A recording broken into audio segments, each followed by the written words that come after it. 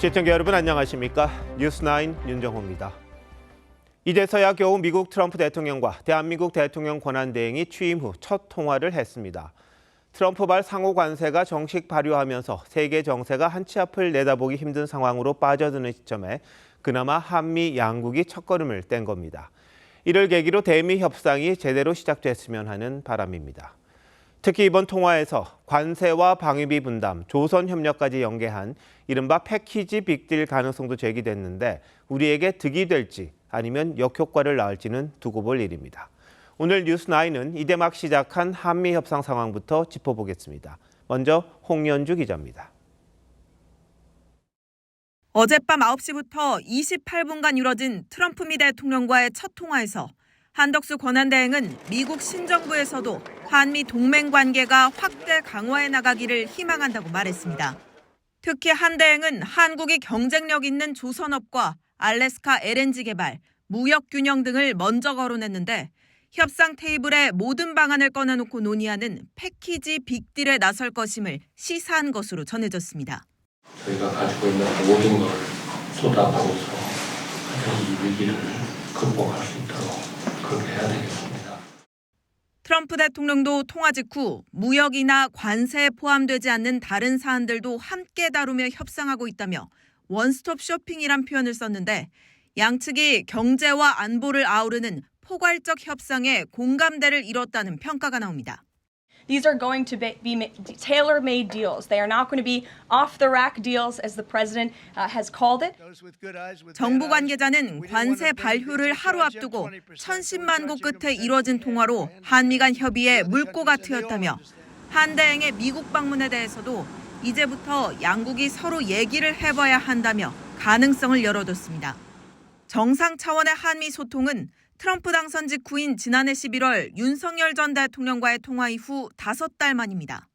TV조선 홍현주입니다. 한미 양국은 방위비부터 조선업 협력까지 모든 카드를 한꺼번에 협상 테이블 위에 놓고 논의할 걸로 보입니다. 이 중엔 고도의 정치적 결정이 필요한 사안들도 많아 협상이 쉽지 않을 수도 있습니다. 이어서 유혜림 기자입니다. 패키지 빅딜의 최대 쟁점은 방위비 분담금이 될 전망입니다. 트럼프 미국 대통령은 대선 기간부터 우리나라를 돈 찍는 기계에 비유하며 주한미군 방위비를 큰 폭으로 올려야 한다고 주장해왔습니다. They'd be paying us $10 billion a year. And you know what? They'd be happy to do it. It's a money machine, South Korea. 반면 우리나라는 방위비 분담 특별협정이 지난해 말 타결된 만큼 관세와 연계하는 건 적절하지 않다는 입장입니다. 정부는 대신 경제무역 관련 사안만 묶어 협의하길 희망하는 것으로 전해집니다. 이 가운데 미국산 LNG 수입 확대와 조선 분야 협력 강화 등은 양국 간 이해관계가 맞아 협상이 어렵지 않을 것으로 보입니다. 하지만 알래스카 가스전 개발 참여는 사업성이 불투명해 미국 측 요구를 선뜻 들어주기 어렵습니다. 최근 알래스카 주지사 방한 때도 투자 의사를 밝힌 한국 기업은 없었습니다. 알래스카 사업에 지금 저희가 무조건 참여한다고 선언을 한 게 아닙니다. 신중하게 저희가 검토하고 신중하게 해주시고요. 저희가 최대한 국익을 우선시하는 방안으로만. 미국이 무역 장벽으로 지적한 소고기 원령 제한 완화와 디지털 무역 장벽 완화 역시 정치권의 협력과 국민적 공감대가 필요해 대행 체제에서 단기간 결정하기 쉽지 않다는 지적이 나옵니다. TV조선 유혜림입니다. 트럼프 대통령은 28분간 진행된 한덕수 대행과의 통화 내용을 SNS에 공개하며 만족감을 보였습니다. 그리고는 참모들에게 무역 협상에서 한국과 일본 같은 동맹국을 우선하라고 지시하기도 했습니다. 한 대행은 탄핵 정국 이후 첫 언론 인터뷰를 미국 CNN과 했는데 미국 관세에 대응하기 위해 중국과 연대할 뜻이 없다는 점을 분명히 했습니다. 이채영 기자의 보도입니다. 한덕수 권한대행은 CNN 인터뷰에서 미국의 상호관세부과에 중국처럼 보복으로 맞서지 않고 협상으로 풀어갈 거라고 했습니다. That kind of fighting back will improve the situation dramatically. We will not take that. 특히 게임 이론을 거론하며 개별 플레이어들의 이기적 행동은 상황 개선에 도움이 안 되고 윈윈 상황을 찾아내야 한다고 강조했는데 오늘 SNS에서 다행히 인터뷰와 정상통화 모두 상대국 반응이 좋다고 평가했습니다. 트럼프 대통령도 SNS를 통해 훌륭한 통화라며 만족감을 드러냈습니다. 정부 관계자는 정상통화인 만큼 처음엔 통역을 두고 대화를 시작했지만 5분 만에 영어로 바뀌었다며 20분 정도 되는 통역 시간을 사실상 번 셈이라고 전했습니다. 트럼프 대통령은 한대행에게 왜 이렇게 영어를 잘하느냐며 뷰티풀이란 표현을 붙인 걸로 알려졌습니다.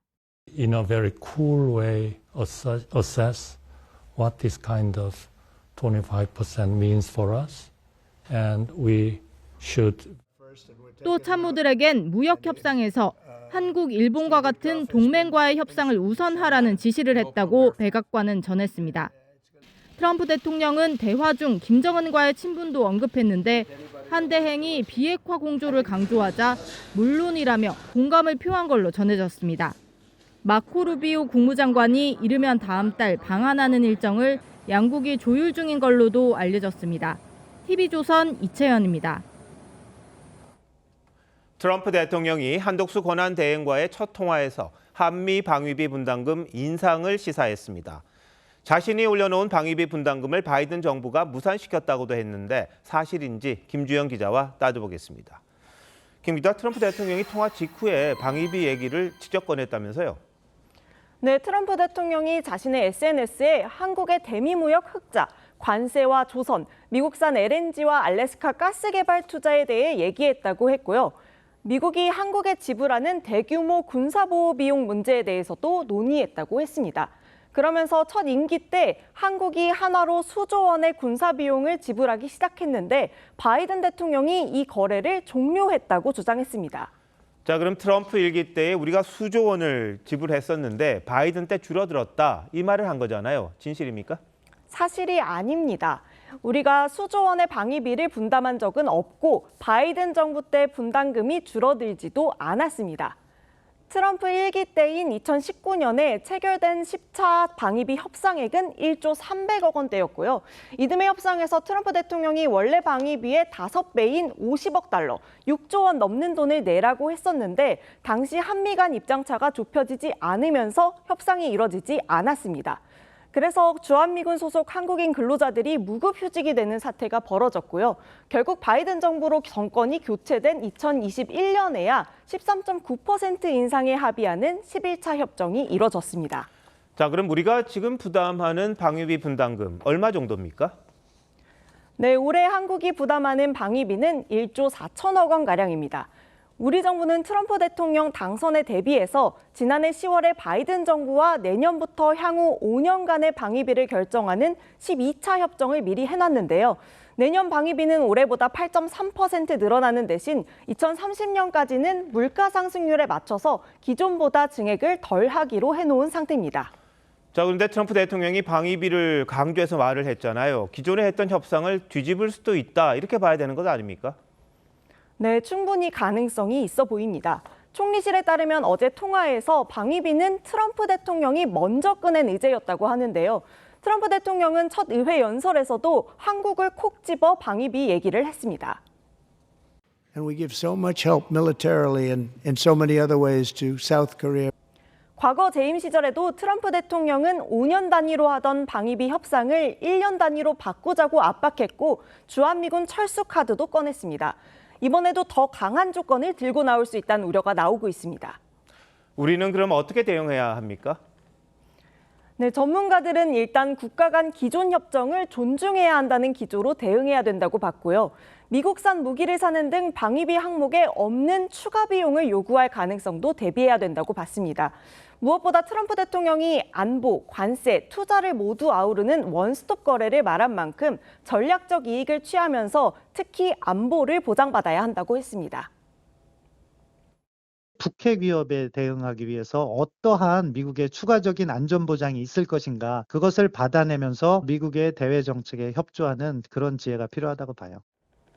네, 보복 관세에 안보가 연계되다 보니까 서로 주고받을 카드가 많다, 복잡하다, 이런 말들이 나오는데 우리 정부가 참 잘 대응해야겠군요. 김 기자, 잘 들었습니다.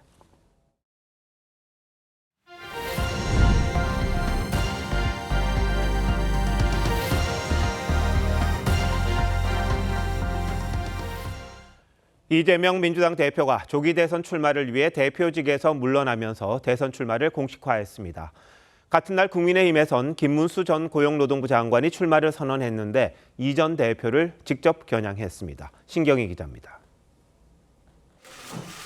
이재명 대표가 100번째 최고위원 회의를 끝으로 당대표 의사봉을 박찬대 원내대표에게 넘겼습니다. 새로운 길을 시작하게 될 것이라며 대권 출마를 공식화했습니다. 역경을 이겨낸 위대한 DNA를 발휘해서 빠른 시간 내에 이겨낼 것으로 믿고 저도 그 역정에 함께하겠습니다. 지도부는 세계 정당사에 이정표를 열었다. 내란 종식을 이끈 리더라는 표현을 써가며 대권 채비에 들어간 이 전 대표에게 힘을 실었습니다. 새로운 대한민국 희망의 길을 열어가리라 믿습니다. 대표님, 폭삭 속았수다. 네. 이 전 대표는 내일 다큐멘터리 형식의 출마 선언 영상을 공개하고 모레는 국회 소통관에서 비전 발표와 캠프 인선을 공개합니다. 비슷한 시각 김문수 전 고용노동부 장관은 국민의힘 지도부와 입당식을 가졌습니다.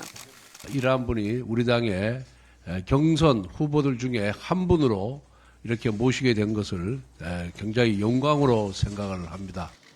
김 전 장관은 이어 국회에서 출마를 공식 선언했습니다. 이 전 대표 사법 리스크를 꺼내들며 대악마 이미지를 부각하는 데 주력했습니다.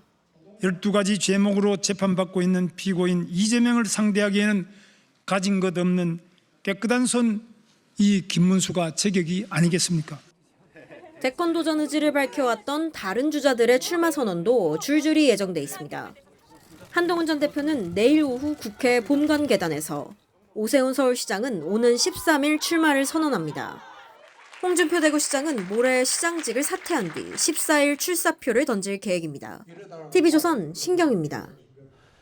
시도지사들도 대선 출마 대열에 속속 합류하고 있습니다. 민주당에선 김동연 경기지사가 미국행에 앞서 인천공항에서 출사표를 던졌고 국민의힘 소속 유정복 인천시장은 메가더 동상 앞에서 이철우 경북지사는 박정희 전 대통령 생가에서 출마를 선언했습니다.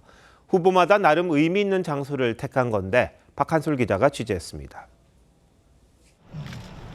김동연 경기지사는 미국 보호관세 정책에 대응하기 위한 방미길에 앞서 인천공항 출국장에서 대선 출마를 선언했습니다.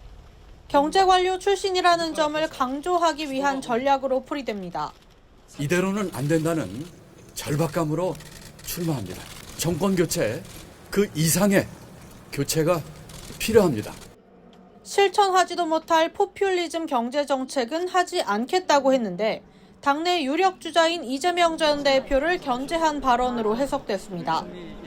국민의힘 소속 유정복 인천시장과 이철우 경북지사는 각각 인천 메가더 동상 앞 구미 박정희 전 대통령 생가를 찾아 출마를 선언했습니다. 저 유정복은 제2의 인천 상륙작전으로 위기의 대한민국을 살리고 다시 일어나는 대한민국을 만들겠습니다. 박정희 대통령이 설계하고 실행했던 국가 개조의 정신을 개성하여 10가지 국가 대전을 추진하는 새로운 박정희가 되겠습니다. 두 사람 모두 이재명 대항마를 자처했습니다. 유 시장은 30년간 정치 활동을 하면서 법인카드를 개인적으로 써본 적이 없다며 이 전 대표의 법인카드 유용 의혹을 꼬집었고 이 전 대표와 같은 경주이 씨인 이 지사는 EJ, 이철우로 이재명을 이기겠다고 했습니다. 지자체장들은 조기 대선 30일 전인 5월 4일까지 사퇴해야 하는데 홍준표 대구시장을 제외한 다른 후보들은 경선까지 모두 직을 유지할 것으로 예상됩니다. TV조선 박한솔입니다. 국민의힘은 다음 달 3일 대선 후보를 최종 선출하기로 했습니다. 경선 규칙을 논의하는 당 선관위 첫 회의에서는 어제 저희가 보도해드린 대로 1차 컷오프부터 후보를 4명으로 압축한 뒤 최종 결선에선 두 후보만 맞붙게 하는 안이 유력하게 검토됐는데 반대 의견도 적지 않아 확정하지는 못했습니다. 한송원 기자가 보도합니다. 국민의힘 선관위가 1시간 반 토론 끝에 대선 후보를 확정하기로 한 날짜는 다음 달 3일입니다. 공직자 사퇴 시한을 하루 앞둔 날입니다. 앞서 오는 14일부터 이틀 동안은 후보 등록을 진행한 뒤 범죄 경력 등 서류 심사를 거쳐 16일 부적격 후보를 가려낼 예정입니다. 이른바 명태균 방지 조항을 도입해 여론조사를 할 땐 사전에 당 사무처에 신고를 하도록 해 불공정 시비를 차단하기로 했습니다. 젊은 층의 의견을 많이 수렴해서 그런 방식으로 해서 굉장히 흥미진진한 경선이 될 수 있도록 하자라는 그런 논의가 있었습니다. 다만 구체적인 컷오프 진행 계획은 공개되지 않았습니다. 1차 경선에서 여론조사 등을 통해 4명, 2차 경선에서 2명으로 압축하는 안이 유력하게 거론됐는데 찬반 의견이 엇갈리면서 압축 후보자를 더 늘리는 방안도 함께 검토 중입니다. 특히 최종 2명 맞대결 방식을 두고는 경선 흥행 효과를 가져올 거란 주장과 당내 분열로 이어질 거란 우려가 맞섰습니다. 2명으로 결선 투표하는 방식에 대해서 그렇게 해서는 안 된다는 또 의견도 있으셨고, 경선 일정이 너무 촉박해서 경선 룰을 바꾼다거나 이런 것들은 사실 좀 쉽지 않은 상황이다. 주자들의 반발도 잇따랐습니다. 홍준표 대구시장은 양자 경선으로 가면 봉합에 시간을 보내다 본선에 참패한다고 했고, 친한계인 박상수 전 대변인도 철진한 탄핵 찬반 구도로 만든 뒤 당권을 잡겠다는 정치 공학적 사고라고 비판했습니다. TV조선 한송원입니다. 정작 본인은 대선에 디귿자도 꺼내지 말라고 했다지만 이른바 한덕수 차출로는 국민의힘 경선 최대 변수가 되고 있습니다. 당 지도부가 적극 나서 출마를 은근히 부추기는 분위기인데 또 외부인이냐는 반발 기류도 있습니다. 이채림 기자의 보도입니다. 연일 한덕수 권한대행 출마를 주장하고 있는 국민의힘 박수영 의원이 또다시 한덕수 띄우기에 나섰습니다. 영어로 트럼프 대통령과 통화한 사실을 언급하며 이재명 전 대표와 비교한 겁니다. 권성동 원내대표도 많은 분들이 대선 후보로 등록하길 바란다며 한대행 출마에 긍정적인 입장을 밝혔습니다. 경선 흥행에 도움을 줄 수 있다는 기대감이 깔려 있습니다. 대한민국 정부는 시스템으로 돌아가고 있기 때문에 저는 약간의 리스크는 있을 수는 있지만은 큰 혼란은 없을 것이다. 지도부와 만난 당 상임 고문단도 한덕수 카드를 언급한 걸로 알려졌습니다. 한덕수 대행에 대한 평가를 하시면서 이번 경선에 같이 참여하는 것이 좋지 않겠느냐라는 말씀을 한 분들도 계시고 필요하다는 의견들이 조금 더 많았던 것 같아요.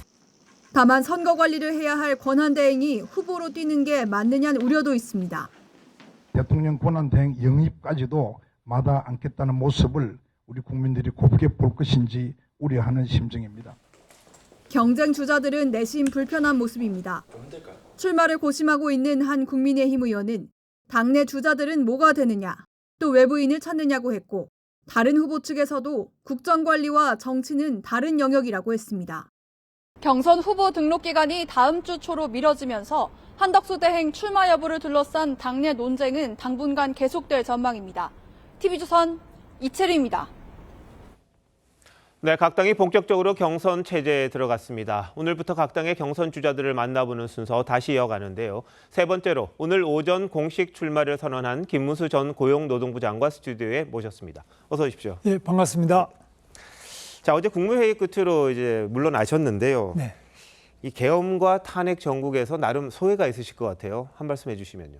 정말 제 인생에서 굉장히 어려운 시기였습니다. 특히 제가 지금 국무위원을 하고 있다 보니까 저를 임명하신 대통령께서 또 계엄을 선포하고 저도 탄핵이 되고 또 구속도 대통령께서 되시고 또 나중에 파면까지 이르는 이 과정은 참으로 견디기 힘든 과정이었습니다. 네. 자, 근데 국민의힘 내부에서는 탄핵 반대 쪽 주자시잖아요. 근데 헌재가 파면을 결정을 했습니다. 헌재 판결은 어떻게 봐야 합니까? 헌재 판결 자체가 여러 가지 논란도 많이 있었죠. 절차적 문제, 또 과연 계엄이라는 것 자체가 내란이냐부터 시작해서 내란을 왜 빼느냐 많은 논란을 거쳐서 우여곡절 그때 소수 의견도 없이 8대 0으로 이렇게 판결이 났는데 그런 점에 대해서 많은 아쉬움도 있고 문제점도 많은 국민들이 느끼고 있습니다. 그러나 이것이 헌법재판소의 단심 판결이기 때문에 항소할 수도 없고요. 그 자체로 승복하지 않을 수 없는 그런 판결이라고 생각합니다. 네, 뭐 많은 국민들이 의문도 갖고 있고 뭐 불만도 있습니다만 일단 결정이 난 만큼 승복해야 한다. 그러니까 파면에는 승복할 수밖에 없는 그런 상황이다. 이 그렇습니다. 말씀이신 만약 거죠? 항소제도가 있다면 항소하고 네. 싶지만 예. 항소제도가 없기 때문에 이 자체가 완결되기 때문에 네. 승복하지 않을 수도 없습니다. 자, 근데 탄핵 인용 이후에 윤석열 전 대통령과 혹시 연락하신 적 있으십니까? 저는 이번에 노동부 장관직을 그만두면서 저를 임명해 주신 대통령께 전화를 드려서 제가 이렇게 사퇴를 하게 됐다고 말씀을 드렸습니다. 그러면 뭐 출마에 대해서는 윤 전 대통령이 어떤 말을 한 게 있나요? 출마 이런 거는 전혀 말씀 없으셨고요. 하여튼 뭐 잘 해보라고 그동안 고생 많았다고 이렇게 하시고 저도 뭐 대통령께서 너무 고생이 많으셨다 그런 정도의 말씀은 나눴습니다. 네. 근데 이게 뭐 어떻게 보면 시대의 좀 아픔이기도 합니다만 김 전 장관님께서 이 대통령 후보까지 떠오르는 과정에서 어쩌다 보니 이렇게 됐다 이런 말씀 한번 하셨잖아요. 그렇습니다. 뭐 제가 원하거나 계획된 것이 아닙니다.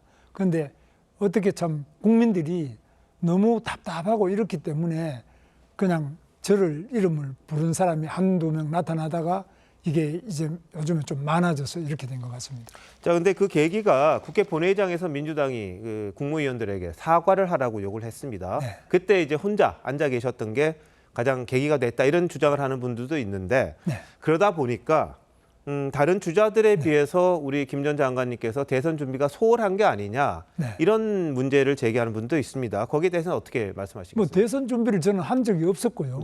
다만 제 삶이 정말 우리 대한민국이 약자들이 그래도 사람다운 삶을 살고 정말 어려운 사람과 또 힘든 사람도 가슴 펴고 살고 청년들도 취업도 되고 꿈을 가질 수 있고 또 가정을 이루고 잘 살 수 있는 이런 삶을 다 꿈꾸고 있는데 이것을 도우는데 저는 젊을 때부터 시작해서 노동 현장에서도 제가 7년 이상 있었고 또 학교 다니면서도 제가 재적도 되고 감옥도 제가 2번 갔다 오고 이런 역경을 거치면서 나름대로는 삶의 가장 밑바닥부터 우리 대한민국이 앞으로 정말 위대한 나라가 될 수 있도록 하는 꿈을 저는 10대 때 고등학교 3학년 때부터 지금까지 잊어본 적은 한 번도 없습니다.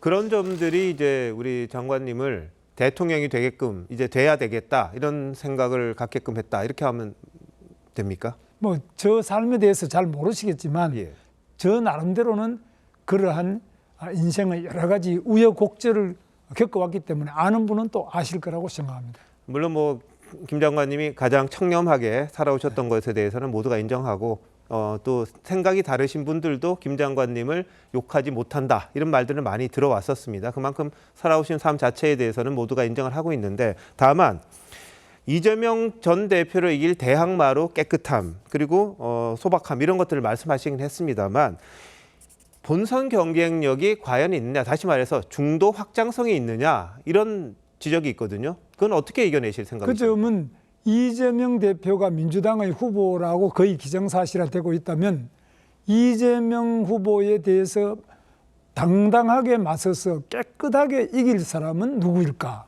이 점은 저보다 더 나은 사람이 있는지 모르겠다. 이래서 아마 많은 국민들이 저를 대항마로서 뽑아준 것 같습니다. 그런데 사실 저는 경기지사도 2번 했는데 한 번은 이재명 대표가 시장할 때 한 번은 그다음 했는데요. 이런 여러 가지 점에 비해서는 저하고 이재명 대표가 가장 대조가 잘 되고 대비가 되는 그런 차별성을 가질 수 있지 않겠나 생각합니다. 근데 경기지사 하실 때 제가 듣기로는 GTX를 처음 기획하셨던 게 아마 장관님이라고 그러는데 맞습니까? 예, 기획하고 제 있을 때 착공을 했습니다. 이게 늦어져서 이제 완성되고 있습니다. 자, 그럼 경기지사로서의 성과 그리고 앞으로 대통령으로서 할 일 이런 부분에 대한 건 정리가 좀 돼 있으십니까? 어떤 나라를 만드실 생각이십니까? 네, 그렇습니다. 우선에 일자리가 많아야 되는데 제가 평택의 삼성전자 120만 병을 제가 유치를 했고요. 외국 나가려는 걸 제가 잡았습니다. 그리고 판교 테크노밸리, 판교밸리도 제가 한 겁니다. 그리고 또 지금 파주에도 LG 단지 이런 것도 제가 만들었습니다. 그래서 일자리를 많이 만들어서 청년들이 일자리를 가질 수 있게 하는 것, 그리고 GTX처럼 수도권의 교통 문제, 그리고 여러 가지 이런 그동안의 수건사업, 생각하지 못하던 것들을 전문가들과 함께 협의를 해서 만들어내고 뚫어내고 또 일자리를 만드는 이런 것들은 제 나름대로 자부심을 가지고 있습니다. 네, 장관님이 그거 했다고 지금 알고 있는 사람이 참 없을 것 같아요. 좀 예. 지난 일이기도 하고 그런데. 네. 자, 이제 아까 확장성 이야기는 뭐냐면 네. 이 장관님이 지나치게 오른쪽으로 가 계신 게 아닌가. 네. 거기에 대한 우려를 한 분들도 있거든요. 중도들이 과연 그러면 우리 장관님에 대해서 이 생각의 폭이 좀 넓다고 이렇게 못 느낄 수도 있다. 이런 지적이거든요. 저만큼 왼쪽을 가본 사람이 없습니다. 저만큼 오른쪽을 가본 사람도 없습니다. 저만큼 중도를 깊이 있게 가장 낮은 한센인들의 그 삶을 도와드리기 위해서 저만큼 애쓴 사람도 없고요. 또 많은 분들이 자살하고 이럴 때 무한돌봄 사업이라든지 어려운 약자에 대해서 제가 저만큼 더 깊이 있게 그분들의 삶을 같이 하고 그분들의 문제를 해결하기 위해서 노력한 정치인이 있으면 나와서 저하고 같이 한번 맞춰보기를 바랍니다. 네. 자, 근데 이재명 전 대표가 뭐 여론조사 같은 데서는 네. 대체로 다 앞서고 있다. 이건 누구도 부인할 수 없는 상황인데. 그렇습니다. 자, 이에 맞서기 위해서는 중도 보수가 이제 단일화해야 된다. 네. 또 빅텐트론 이런 게 나오잖아요. 네. 그 부분에 대한 우리 장관님 생각은 어떠십니까? 저는 뭐 아주 정말 빅텐트가 필요하고요. 너무나 부드러운 그런 통합력을 가져야 되는데 저는 경기도지사 할 때도 민주당 도의회 의원이 3분의 1을 넘어서 일을 못할 거라고 봤습니다. 그런데 저는 그런 때도 항상 대화하고 서로 타협을 해서 무상급식 문제라든지 모든 난관을 그 민주당의 반대, 특히 GTX도 민주당이 다 반대했습니다. 그런데 저는 그 과정에서도 대화를 통해서 타협을 통해서 문제를 원만하게 다 해결해냈습니다. 자, 지금 뭐 계엄도 나오고 있습니다만 현실성 좀 불가능하다 이런 이야기가 나오고 있고요. 반면에 사회, 경제 모든 분야에서 뭔가 변화가 필요하다. 여기에 대해서는 모두가 공감하는 것 같습니다. 네. 근데 우리 김 장관님이 생각하시는 이번 조기 대선의 시대 정신 이건 어떤 게 돼야 된다고 우리 생각하십니까? 대한민국이 지금 무너지고 있는 것을 많은 국민들이 느끼고 있습니다. 트럼프의 관세부터 시작해서 또 트럼프가 북한의 김정은을 괜찮은 사람이라 그러면서 혹시 우리를 빼놓고 핵 문제를 같이 논의하면 어떻게 하나 주한미군의 방위비 부담부터 주한미군이 감축되는 거 아니냐. 또 지금 현대자동차도 31조나 미국에 투자한다 그러고 기업이 지금 해외로 탈출을 하고 있는 이런 어려운 상황에서 청년은 쉬었으면 청년만 54만 명이 됩니다. 이 절망을 누가 해결할 것이냐. 이 국가적인 큰 문제를 해결하고 국태민안을 이룩할 정말 민생을 알고 나라를 걱정하는 그런 대통령 한번 뽑아보자. 이게 우리 국민들의 소원이 아니겠나. 이것이 바로 제가 해야 될 일이라고 생각합니다. 알겠습니다. 장관님, 오늘 여기까지 듣겠습니다. 고맙습니다. 네, 감사합니다.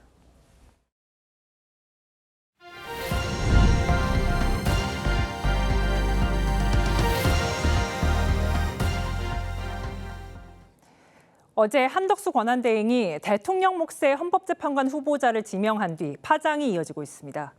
이재명 전 대표는 임명 저지에 총력을 다하라고 대표로서 마지막 지시를 내렸고 당내에선 한대행을 매국노에 빗대는 등 격한 표현들이 나오고 있습니다. 반면 국민의힘은 정당한 권한 행사라고 강조했습니다. 최원국 기자입니다.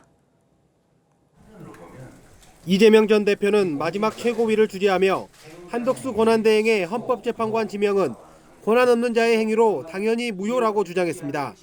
무효인 행위는 특별한 조치가 없이 그냥 무효입니다. 임명 아무리 해도 소용없어요. 당 지도부는 제2의 쿠데타와 같은 표현으로 비판에 가세했습니다. 이완용에 이어서 역사상 최악 벼슬아치의 대명사로 남게 될 것입니다. 이 전 대표는 재판관 임명 저지를 위해 신속하고 가용한 모든 조치를 취하라며 사실상 마지막 지시를 내렸고 민주당은 헌법 소원과 인사청문회 보이콧을 포함한 가용한 모든 조치를 검토하고 있습니다. 당내에선 한대행의 기습 지명에 허를 찔렸다는 당혹감도 노출되는데 한대행과 최상목 경제부 총리에 대한 탄핵을 추진해야 한다는 목소리가 높아지고 있습니다. 국민의힘은 권한대행의 정당한 권한 행사라고 맞섰습니다. 지금은 대통령이 직무정지가 아닌 고리 상태이기 때문에 대행이 적극적으로 권한을 행사하는 데 논란의 소지가 없습니다.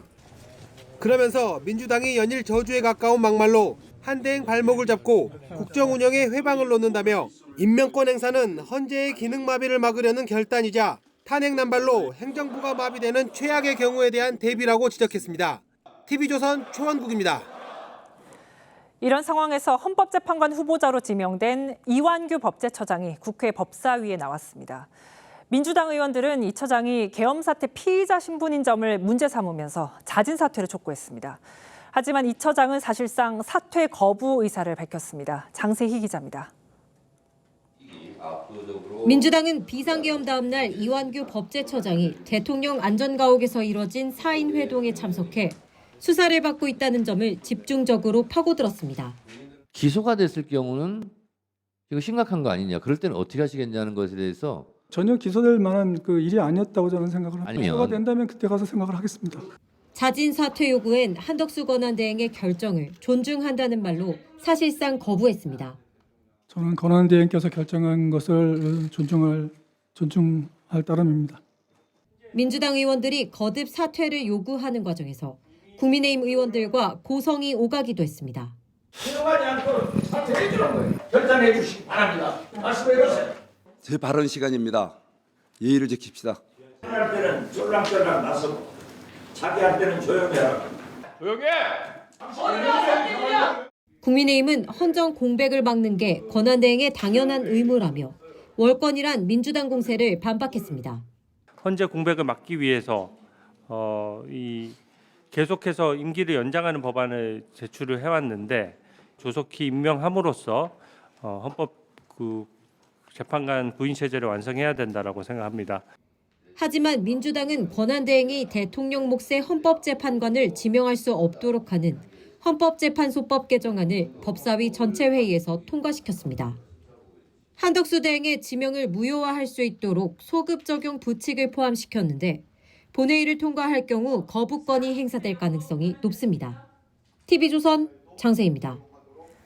마은혁 헌법재판관은 오늘 공식 취임했습니다. 조한창, 정계선 재판관과 함께 국회에서 선출된 지 104일 만입니다. 첫 출근길부터 이념 편향에 대한 질문을 받았는데 마 재판관은 우려의 시선을 잘 알고 있다며 헌법의 기본 원리에 충실하겠다고 했습니다. 정준영 기자입니다. 마은혁 헌법재판관이 첫 출근길부터 이념 편향을 지적하는 불편한 질문을 받습니다. 이념 편향 지적에 대해서는 좀 수긍하시는지 어떻게 보시나요? 그 문제에 대해서는 오늘 또 취임사에서도 반드시 한 말씀 올리기로 하고요. 마 재판관은 과거 인천지역 민주노동자연맹, 줄임말로 인민노련이란 단체에서 활동했습니다. 인민노련은 마르크스 레닌주의를 추종해 대법원이 이적 단체로 규정했습니다. 마 재판관은 2009년엔 인민노련에서 같이 활동했던 노회찬 진보신당 대표 후원 모임에 참석하고 후원금을 내서 법원에서 구두 경고를 받기도 했습니다. 원래 개인적인 친분이 있으셨던 분인 거죠? 네, 인천지역 민주노동자연맹을 하면서 알게 된 저입니다. 마 재판관은 취임사에서 우리 사회에 우려하는 시선이 있다는 것을 잘 알고 있다며 균형 있는 시각과 공정한 태도로 업무를 수행하겠다고 했습니다. 헌법의 기본 원리만을 기준으로 삼아 헌법을 해석하겠습니다. 마 후보자는 헌법 기본 원리로 국민 주권주의, 사회 국가주의와 함께 자유민주주의를 꼽았습니다. TV조선 정준영입니다. 공천 대가로 돈을 주고받은 혐의로 구속된 명태균 씨와 김영선 전 의원이 법원의 보석 허가로 풀려나게 됐습니다. 명 씨는 오늘 교도소를 나오면서는 별다른 입장을 내지 않았는데 향후 명태균의 입이 대선 구도에 영향을 줄 수도 있다는 관측도 있습니다. 이성진 기자입니다. 오늘 오후 창원 교도소 앞 나옵니다. 명태균 씨와 변호인 등이 탄 차량들이 교도소 정문을 빠져나와 그대로 현장을 벗어납니다. 지난해 11월 15일 구속된 지 5달 만에 보석으로 풀려나는 겁니다. 창원지법은 구속기간 만료 전에 공판 종결이 어려워 보이고 피고인의 방어권 보장을 위해서 명 씨와 김영선 전 의원의 보석을 허가했습니다. 다만 거주지 제한과 보증금 5천만 원 납입, 증거인멸 금지 의무 등의 조건을 달았습니다. 명 씨는 가족과 함께 귀가한 것으로 알려졌습니다. 지난해 12월 5일 기소된 지 사흘 만에 다리 질병으로 보석을 청구했던 명 씨는 당분간 치료에 집중할 것으로 보입니다. 김영선 전 의원은 내일 오전에 석방될 것으로 보입니다. 명 씨와 김 전 의원은 창원 의창 지역구 국회의원 공천과 관련해 지난 2022년 8월부터 2023년 11월까지 김 전 의원의 회계 책임자였던 강혜경 씨를 통해 8천여만 원을 주고받은 혐의로 기소됐습니다. 또 2022년 6일 지방선거를 앞두고 당시 경북 고령 군수와 대구시의원 예비후보자로부터 공천과 관련해 2억 4천만 원을 받은 혐의로도 재판에 넘겨졌습니다. 이들의 재판은 1심이 진행 중인데 증인만 20명이 넘어 선고는 9월 말쯤 나올 것으로 보입니다. TV조선 이성진입니다. 국민권익위원회 재직 당시 백현동 개발업자로부터 금품을 받은 혐의로 기소된 전 민주연구원 부원장이 1심에서 실형을 선고받고 법정 구속됐습니다. 재판부는 부패를 규제해야 할 권익위원이 오히려 지위를 악용했다고 질타했습니다. 류태영 기자입니다. 이재명 전 대표의 백현동 특혜 의혹이 제기되자 검찰은 2년 전 개발업자 정모 회장을 수사했습니다. 이 과정에서 전준경 전 민주연구원 부원장이 용인 상갈지구 인허가를 도와준 대가로 정 회장으로부터 1억 원과 고급 승용차를 받은 혐의가 포착됐습니다. 국민권익위원회 비상임위원을 지낸 2015년부터 지난해까지 전 씨는 인허가 알선과 민원 해결 명목 등으로 각종 업체로부터 총 8억 원을 수수한 혐의로 재판에 넘겨졌습니다. 전 씨는 금품을 받은 건 인정하면서도 대가성은 부인했습니다. 최선을 다해서 잘 서명하고 마치고 나서 말씀드릴 기회가 있으면 좋겠습니다. 하지만 1심 재판부는 뇌물과 알선수재 등 모든 혐의를 인정하고 전 씨에게 징역 2년 6개월에 벌금 5,200만 원, 추징금 8억여 원을 선고했습니다. 재판부는 부패 행위를 규제해야 할 권익위원이 그 지위를 악용했다고 질타하며 전 씨를 법정 구속했습니다. 검찰과 전 씨 측은 판결문을 검토한 뒤 항소 여부를 결정할 방침입니다. TV조선 류태양입니다. 한양대학교 실험실에서 황산이 폭발하면서 학생 4명이 다쳤습니다. 대학교 실험실에서 비슷한 사고가 반복되고 있는데 대책 마련이 시급하다는 지적입니다. 이나라 기자가 취재했습니다. 안전복을 입은 소방대원들이 실험실로 들어섭니다. 어젯밤 9시쯤 한양대학교 서울 캠퍼스 신소재공학관 실험실에서 학생들이 처리 중이던 황산 액체가 펑하고 폭발했습니다. 팩통에 황산들이 튀어나오면서 가스가 생겨가지고 황산을 버리면서 사고가 난 거거든요. 학생 1명이 얼굴에 화상을 입는 등 크게 다쳤고 연기를 마신 3명이 병원에 옮겨졌습니다. 학교 측은 2차 사고를 막기 위해 외부인의 건물 출입을 통제하고 있습니다. 지난해 6월과 8월엔 고려대학교 연구실에서 가스가 누출돼 수십 명이 긴급 대피했고 재작년엔 강원대 실험실에서 가스가 폭발해 대학원생 1명이 크게 다쳤습니다. 화학물질을 다룰 땐 순간의 방심이 사고로 이어질 수 있습니다. 하지만 지도교수 없이 이뤄지는 실험에선 안전수칙이 잘 지켜지지 않는 경우가 많다고 합니다. 일상적으로 해오던 이런 작업들이다 보니까 관리가 잘 이루어지지 않는 분들 적극적으로 관리할 수 있게끔 제도적으로 강화할 필요는 있겠다. 미국과 일본 등은 대학 실험실에도 산업안전보건법 등을 적용해 안전관리를 하고 있습니다. TV조선 이나라입니다. 이번에 영남을 덮친 초대형 산불로 30명이 숨졌고 서울 면적의 80%가 잿더미가 됐습니다. 피해는 이게 끝이 아닙니다. 산불이 내뿜은 온실가스가 366만 톤이나 됐습니다. 중형차 무려 3,400만 대가 서울과 부산을 왕복할 때 배출하는 양입니다. 최원영 기자입니다. 시뻘건 불길 위로 검은 연기가 가득하고 희뿌연 연기가 온 산을 뒤덮었습니다. 나뭇잎과 가지가 불타면서 배출한 유독가스로 인근 지역 대기질도 최악으로 치닫았습니다. 지난달 발생한 영남 지역 산불로 이 같은 온실가스 366만 톤이 배출된 걸로 추정된다고 국립산림과학원이 밝혔습니다. 이산화탄소 324만 톤, 메탄 27만 톤, 아산화질소 14만 톤 등입니다. 국내에 등록된 중형차 약 100만 대의 34배인 3,400만 대가 서울과 부산을 왕복할 때 배출하는 양과 맞먹습니다. 산불이 발생하면 대기 중으로 많은 양의 온실가스가 배출됩니다. 그래서 산불이 발생되지 않도록 많은 주의가 필요합니다. 서울 넓이의 약 80%인 4만 8천 헥타르를 태워 위성사진으로도 피해가 뚜렷한 이번 산불이 전례 없는 온실가스 배출과 공기오염까지 일으킨 겁니다. 산림청은 앞으로도 덥고 건조한 날씨가 이어져 추가 산불이 우려된다며 화재 예방에 힘써달라고 당부했습니다. TV조선 최은행입니다. 트럼프 대통령이 무역 적자 해소를 이유로 각 국가마다 부과한 상호 관세가 오늘 발효됐습니다.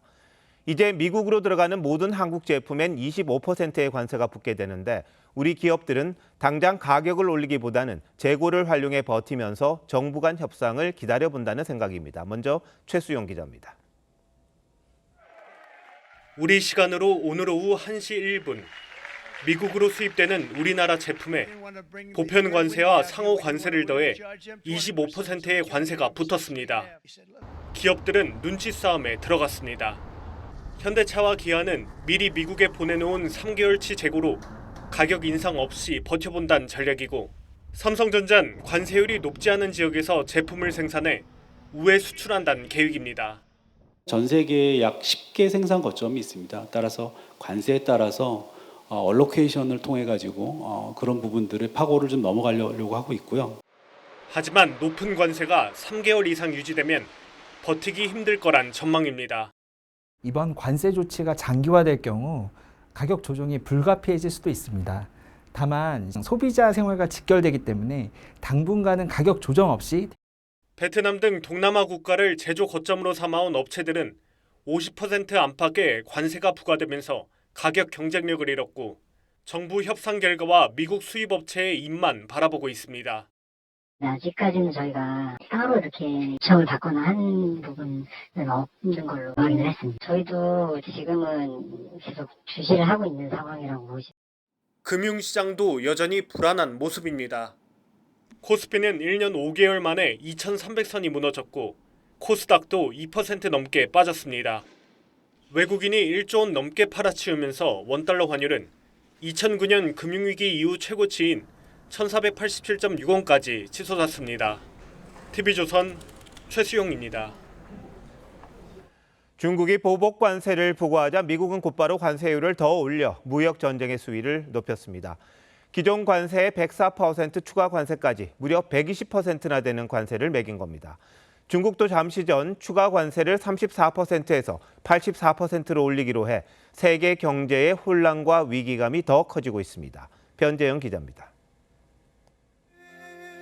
트럼프 대통령이 전국 공화당 행사 무대에 박수를 치며 등장합니다. 미국의 상호 관세 부과 정책과 관련해 이젠 우리가 갈취해야 할 차례라며 중간 선거도 승리할 것이라고 했습니다. They are dying to make a deal. Please, sir, make a deal. I'll do anything. I'll do anything, sir. 미국의 상호 관세는 오늘 오후 1시 1분부터 발효됐는데 맞대응으로 나선 중국에 대해 관세의 50%를 추가한 겁니다. 기존 추가 관세와 상호 관세까지 더하면 최대 120%까지 치솟을 수 있습니다. 미국은 중국에 대한 압박 수위를 높이고 있습니다. It was a mistake for China to retaliate. The president, when America is punched, he punches back harder. 중국은 강경 대응을 천명하며 보복 관세 부과를 예고했습니다.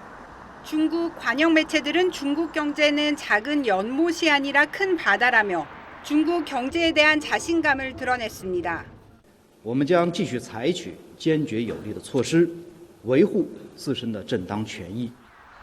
트럼프 행정부는 각국과의 맞춤 협상에 본격 착수하면서 비관세 장벽, 방위비 분담 등 비통상 이슈까지 협상 일부가 된다고 예고했습니다.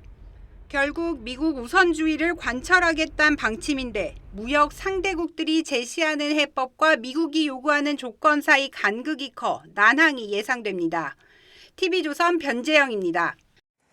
카리브 해섬 나라인 도미니카 공화국에서 나이트클럽 지붕이 무너지는 사고가 났습니다.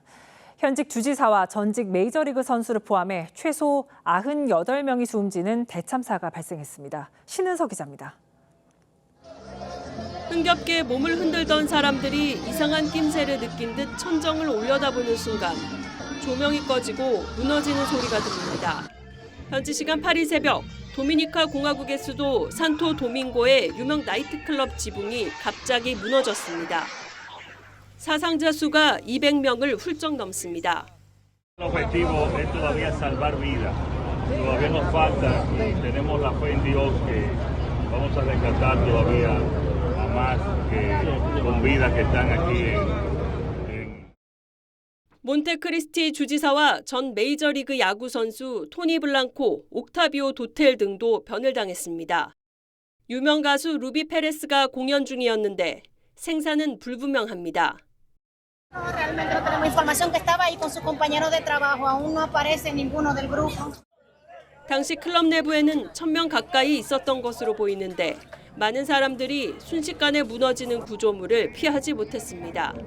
구조당국은 무거운 잔해를 치우며 실종자 구조 작업에 나섰지만 피해 규모는 커지고 있습니다. 해당 건물은 1973년 준공 뒤 몇 차례 리모델링을 했고 2023년엔 낙뢰를 맞은 적이 있다고 현지 언론은 전했습니다. 도미니카 공화국 한국대사관은 이번 사고로 인한 한국 교민이나 관광객 피해 접수는 없다고 밝혔습니다. TV조선 신은서입니다.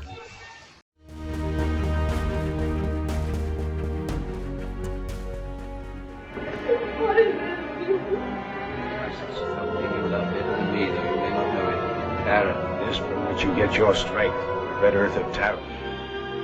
After all, tomorrow is another day. 남북 전쟁으로 가족과 재산 모든 걸 잃은 스칼렛. 남편 레트마저 떠나자 절망에 빠져 몸부림칩니다. 하지만 붉은 대지의 타라 농장이 영원한 고향임을 깨닫고 내일의 희망을 되찾습니다. 계엄 사태 이후 온 나라가 중병을 앓았습니다. 조기 대선이 치러지겠지만 무너진 민생이 우선입니다. 그나마 한덕수 대통령 권한대행이 트럼프 미국 대통령과 통화를 했습니다. 28분간. 트럼프 취임 후 한미 정상 간의 첫 통화였습니다. The president also spoke to the acting president of South Korea this morning. 한미 동맹, 무역, 북한 핵 문제를 협의했다는데 우리 미래를 결정할 핵심 사안들입니다. 트럼프 2기가 세계 경제를 경랑 속으로 몰아붙였지만 그동안 선장 없는 대한민국호는 속수무책이었습니다. 물론 트럼프의 비즈니스 마인드도 한몫했었습니다. If I were there now, they'd be paying us $10 billion a year. It's a money machine, South Korea. 불과 몇 년 전 방한 때만 해도 한미 동맹의 굳건함을 강조했던 트럼프였습니다. 한덕수 대행은 이를 감안해 현실적 입장을 밝히면서 미국과의 협상을 시사했습니다. You think it can always happen even though South Korea and the United States have been friends for generations? Friendship should be compensated by sometimes the mutual economic, financial, and other dimensional aspects. 자유민주주의와 한미동맹, 전후 대한민국의 번영을 지탱한 두 기둥이었습니다. 이승만 초대 대통령도 이 점을 강조하며 미국에 대한 고마움을 여러 차례 밝힌 적이 있습니다. I want first of all express the unbounded appreciation of Korea and the Koreans for what you and the American people have done. You saved a helpless country from destruction.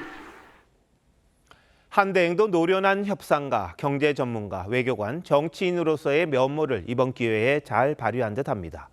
트럼프 대통령이 만족할 만한 통화였다고 밝힌 걸 보면 뭔가 실마리를 찾은 걸로 보입니다. 양국이 윈윈할 수 있는 길을 찾을 수 있게 비록 대선이 코앞이지만 정치권도 적극 도와야 합니다. 권력만 잡는다고 국가 경영이 저절로 이루어지는 건 아니지 않습니까? 4월 9일 윤정호의 앵커 칼럼. 이제 다시 시작이 반이었습니다.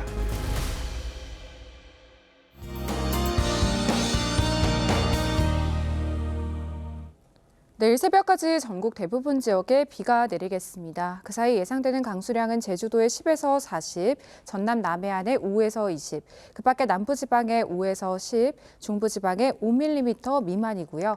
비가 내리는 동안 남부지방과 제주에는 돌풍과 벼락이 동반될 수 있겠고 비에 황사가 섞여 내리는 곳도 있겠습니다.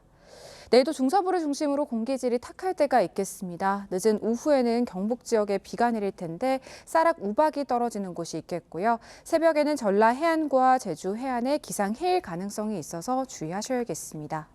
내일 아침 기온은 서울과 안동이 9도로 출발합니다. 낮 기온은 서울이 19도, 대구 22도로 오늘과 비슷하겠습니다. 이번 주말 전국에 비가 내리면서 날이 부쩍 쌀쌀해지겠습니다. 날씨였습니다. 4월 9일 수요일 뉴스9 마칩니다. 시청해주신 여러분 고맙습니다.